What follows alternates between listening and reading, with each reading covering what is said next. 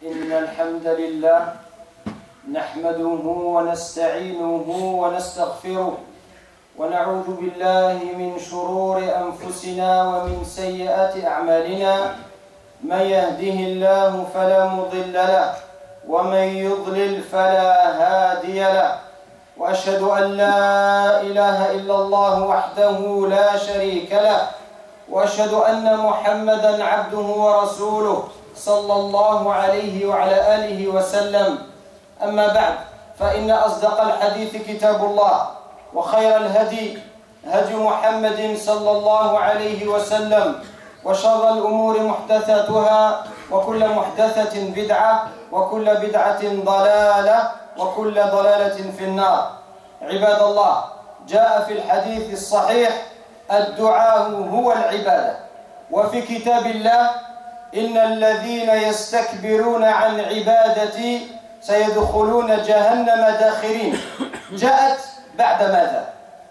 وقال ربكم ادعوني أستجب لكم إن الذين يستكبرون عن عبادتي يعني دعائي. فسمى الدعاء عبادة لأن الدعاء فيه معاني العبادة جميعا: الخوف والرجاء، ويدعوننا رغبا ورهبا، والمحبة بعد الإيمان به والإخلاص له والتوكل عليه. العبودية تعني الذل للمعبود، والدعاء يحقق هذا المعنى تماما، لأن الداعي يلجأ ويدعو ذليلا محتاجا، ولذلك كانت أحوال الافتقار من أعظم أسباب الإجابة. Chers musulmans, il a été rapporté dans un hadith authentique. Certes, l'invocation et l'adoration même. Et l'on trouve également dans le livre d'Allah une référence à cela, c'est-à-dire le lien qui existe entre l'adoration et l'invocation, dans le verset qui signifie « Ceux qui par orgueil se refusent à m'adorer entreront bientôt dans l'enfer humiliés ». Ce verset, il est venu après quel verset? Après le verset qui dit « Et votre Seigneur a dit, appelez-moi, invoquez-moi, je vous répondrai. Ceux qui par orgueil se refusent à m'adorer ». Dans ce contexte, m'adorer signifie m'invoquer. Et l'invocation a été nommée adoration parce qu'elle renferme tous les sens de l'adoration. À la fois la crainte, l'espoir, l'amour. Allah nous dit bien dans le Coran, et il nous invoquait par amour et par crainte, ainsi que la sincérité envers Allah, ainsi que la confiance en lui. Pour faire simple, l'adoration, elle implique l'humilité. Celui qui adore Allah, c'est parce qu'il s'humilie devant lui, c'est parce qu'il a besoin de lui, c'est parce que c'est son serviteur. Il fait preuve de servitude vis-à-vis de celui qu'il adore. Et l'invocation, elle symbolise parfaitement ce sens-là, parce que celui qui invoque, il est dans le besoin. Et il se dirige vers son Seigneur avec beaucoup d'humilité. C'est pourquoi les situations dans lesquelles l'indigence, c'est-à-dire la pauvreté, les situations dans lesquelles le serviteur, il va montrer, exprimer son besoin, son manque d'Allah Azza wa Jal, sa servitude, son indigence vis-à-vis d'Allah, plus cette indigence sera forte, plus il y a de chances que son invocation soit exaucée.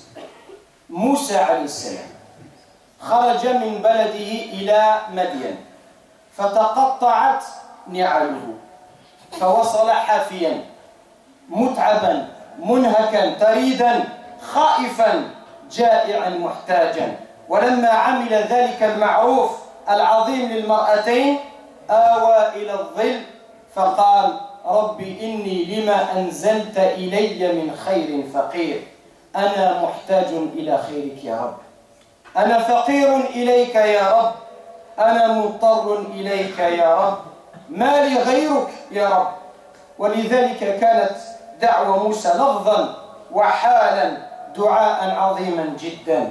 والداعي ليس بشرط أن يذكر حاجته مباشرة، أريد كذا وكذا يا رب طعاما يا رب مأوى. يكفي أحيانا أن يذكر حاله فقط، والعليم بالحال يعلم ماذا يريد السائل. ولذلك اكتفى موسى بذكر حاله ربي إني لما أنزلت إلي من خير فقير. خير هذه نكرة تفيد العموم. طعام مأوى مأمن عمل زوجة فجاءه ذلك كله نتيجة لهذا الدعاء رزقا وزوجة وعملا مصدر كسب ومأمنا وطعاما ولباسا ومأوى.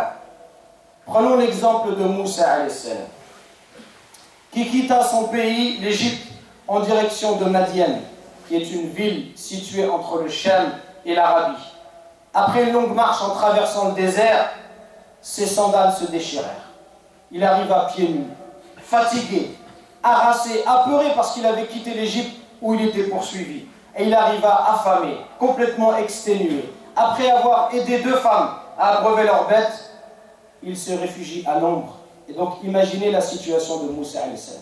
Il est dans une ville qu'il ne connaît pas, il ne connaît personne, il n'a rien à manger, il a fait un long voyage, il est fatigué et il a peur des représailles.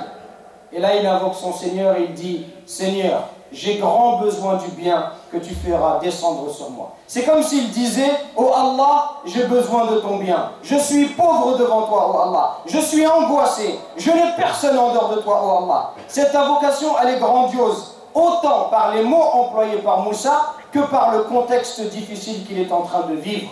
À la fois, il exprime cette indigence devant Allah par des paroles et en même temps sa situation, elle traduit cela. Aussi, celui qui invoque, il ne doit pas directement demander ce qu'il souhaite. Oh Allah, je veux telle ou telle chose. Parfois, il est suffisant de mentionner son état ou sa situation.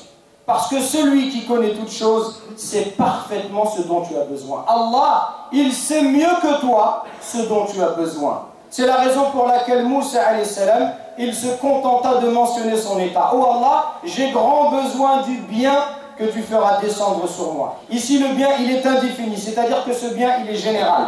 En d'autres termes, Moussa demande tout le bien qui existe. De la nourriture, un refuge, un lieu sûr, un travail, une épouse. Et par la grâce d'Allah, il obtint tout cela en même temps. La ilaha illa an subhanak inni kuntu min al-zalimin min a'zami ad-da'awat. Lakin ma fiha talab. Ma fiha talab mu'ayyan. إذا كيف صارت الدعاء؟ لأنه ذكر حاله يونس عليه السلام. لا إله إلا أنت سبحانك إني كنت من الظالمين فاستجبنا له. ذكر الحال. الشكوى لله يا عباد الله عبادة عظيمة، والشكوى تتضمن وصف الحال. وعندما يقول العبد المعنى والفحوى: أسألك بغناك عني وفقري إليك، أسألك بعزك وذلي وقوتك وضعفي، هذا المعنى في الدعاء مهم جدا في تحصيل الإجابة. لاحظ دعاء الاستخارة: فإنك تقدر ولا أقدر وتعلم ولا أعلم. لاحظ هذا المعنى يا عبد الله. L'invocation du prophète Yunus, Jonas, La ilaha illa ant, pas de divinité en dehors de toi. Subhanak, pureté à toi. Inni kuntu min al-zalimin, j'ai été vraiment du nombre des injustes. C'est considéré comme une des plus grandes invocations. Pourtant, si l'on remarque, il n'y a aucune demande qui est formulée. Yunus, il n'a rien demandé. Pour quelle raison alors est-elle considérée comme une invocation? Parce qu'il s'est contenté de mentionner son état et sa situation. Il a mentionné le fait qu'il avait été injuste en quittant la contrée vers laquelle il avait été envoyé. Et oui, le fait de se plaindre à Allah, à chaque walillah, c'est une grande adoration. Qu'est-ce que ça veut dire se plaindre à Allah? Se plaindre à Allah, ça ne veut pas dire « Oh Allah, je ne suis pas content de ce qui m'arrive. Oh Allah, pourquoi moi? Pourquoi un tel est décédé et pas un autre ?» Non, ça ce n'est pas des plaintes à Allah. Ça c'est se rebeller, être en colère contre la décision d'Allah. Cela est interdit. Se plaindre à Allah, c'est de manifester sa tristesse, sa pauvreté, son indigence à Allah subhanahu wa ta'ala. Comme l'a fait Ya'qub alayhi salam, le prophète Jacob, il a dit « Innama ashku bathi wa huzni ila Allah » après avoir perdu son fils Yusuf et Benyamin, il a dit « Oh Allah, c'est à Allah que je me plains de ma tristesse et de mon chagrin. » Aujourd'hui, les êtres humains, quand ils ont des problèmes, ils n'ont pas de difficulté à aller chercher de l'aide vers d'autres êtres humains. Et il n'y a pas de mal en cela. Si quelqu'un peut t'aider, tu vas solliciter son aide. Mais il y a des gens, ils n'ont pas de mal à pleurer et à exprimer leurs plaintes, leurs besoins aux hommes, alors qu'ils ne le font pas à Allah. C'est pour ça qu'il y a des gens qui pleurent très facilement devant une assistante sociale, mais il est incapable de pleurer devant Allah subhanahu wa ta'ala. Qui mérite le plus que l'on exprime sa pauvreté? N'est-ce pas le roi des rois, le riche par excellence, ou alors d'aller se plaindre à un autre être humain qui est faible comme nous et qui ne sait même pas ce qui va lui arriver demain?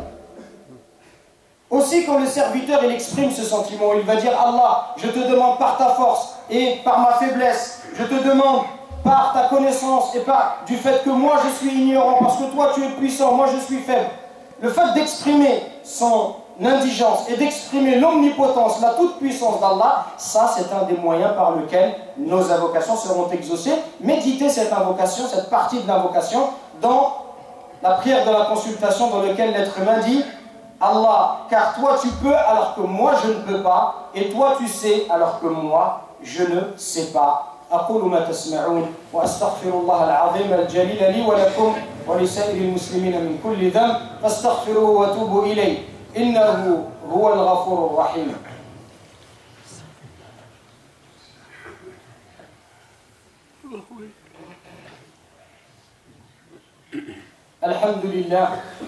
الحمد لله حمدا كثيرا طيبا مباركا في كما يحب ربنا ويرضى.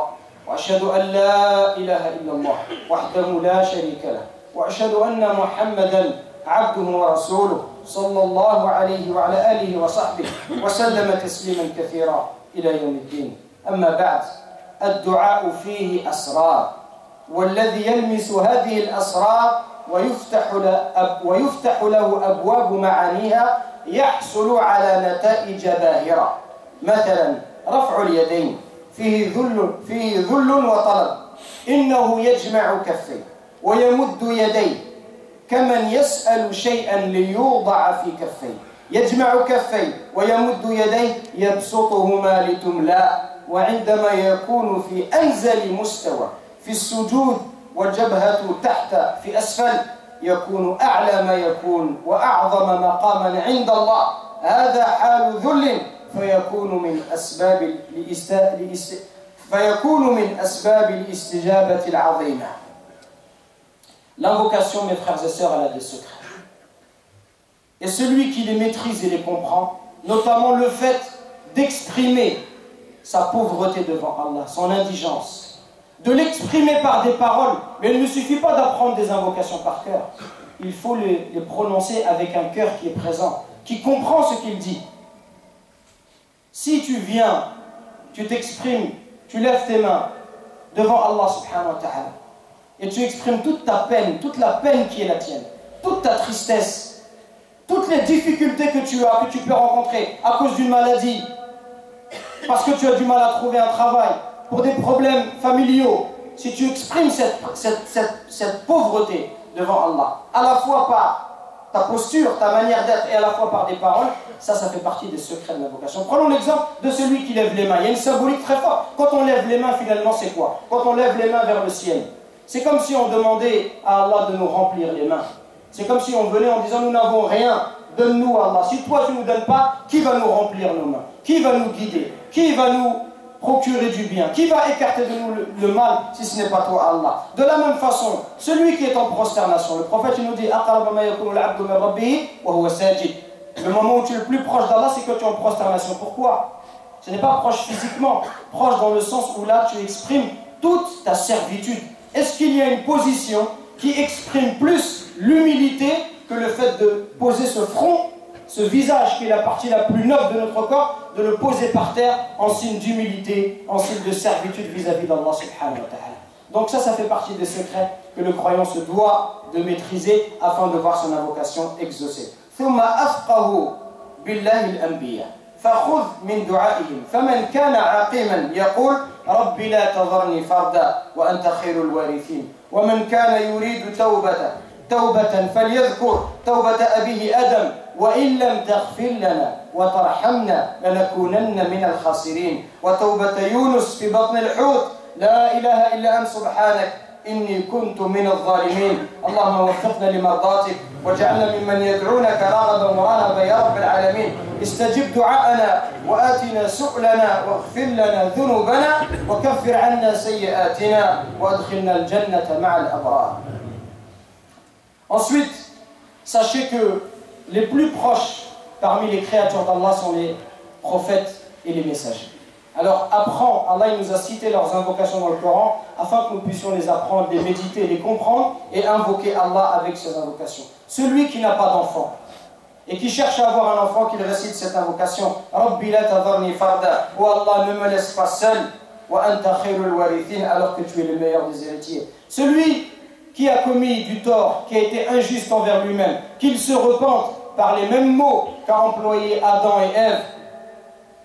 Et Allah il nous cite leur invocation. Et Seigneur, nous avons fait du tort à nous-mêmes. Si tu ne nous pardonnes pas et ne nous fais pas miséricorde, nous serons très certainement du nombre des perdants. Ou alors le repentir de Yunus alayhi salam dans le ventre du poisson qui a dit La ilaha illa ant, nulle divinité en dehors de toi, subhanak, pureté à toi, vraiment j'ai été du nombre des injustes. ربنا اغفر لنا ذنوبنا وكفر عنا سيئاتنا وتوفنا مع الأبرار. ربنا ظلمنا أنفسنا وإن لم تغفر لنا وترحمنا لنكونن من الخاسرين. ربنا اغفر لنا ولوالدينا وللمؤمنين يوم يقوم الحساب. ربنا اغفر لنا ولوالدينا وللمؤمنين يوم يقوم الحساب. اللهم اغفر جميع موتى المسلمين الذين شهدوا لك بالوحدانية ولنبيك بالرسالة وماتوا على ذلك. اللهم اغفر لهم وارحمهم وعافهم واعف عنهم وأكرم نزلهم. اللهم أدخلهم الجنة وأعذهم من عذاب القبر ومن عذاب النار يا سميع الدعاء. اللهم ربنا هب لنا من أزواجنا وذريتنا قرة أعين واجعلنا للمتقين إماما. اللهم أكرمنا بصلاح أولادنا.